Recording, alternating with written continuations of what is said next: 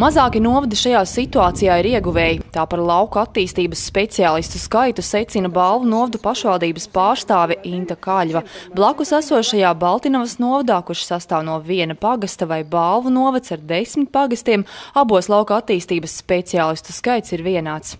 Uzskatām, ka šis viens cilvēks, kurš strādā būtībā par 140 latiem uz rokas, nevar būt reāli 10 pagastos, un pat labam arī šī valsts funkcija būtībā daļai ir palikt arī uz pašvaldības pleciem.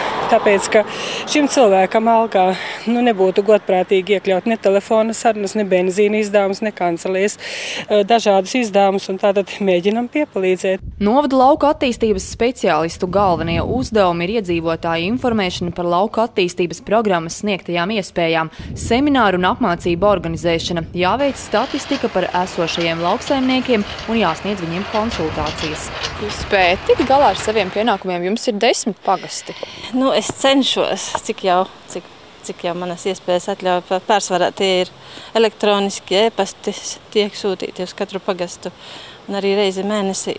Tagad man iedeva novads benzīna mazliet, tad arī mēnesī reizi tā kā jāizbrauc uz katru pagastu. Balvu novada zemnieki atzīst šobrīd no lauka attīstības speciālistiem jēga maza. Informāciju rakstiskā veidā viņi spēj sameklēt paši. Man konsultants būtu vajadzīgs, lai kur mēs laukā malā atnākam, izrunājamies, kā nākošu gadu no tā mieža vai no tā kvieša izdabūt lielāku ražu un ko tur vajadzētu darīt, kā teiksim, lētāk varbūt kaut ko iegādāties.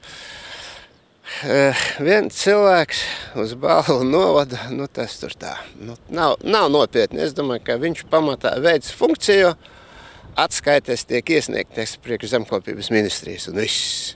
Ir jāmeklē cits risinājums, lai lauku attīstības speciālists sniegtu zemniekiem reālu labumu. Graudu audzētājs Andrejs Tūmiņš atzīst, ja vismaz katrā pagastā būtu viens konsultants, kurš labi pārzinātu saimniecības specifiku, tad būtu jēga. Taču šobrīd esošais speciālists nemaz nepārzina visus lauksaimniekus un īsti nezina viņu darbības jomas. Zemniekiem jāpaļaujas vien pašiem uz savu gudrību.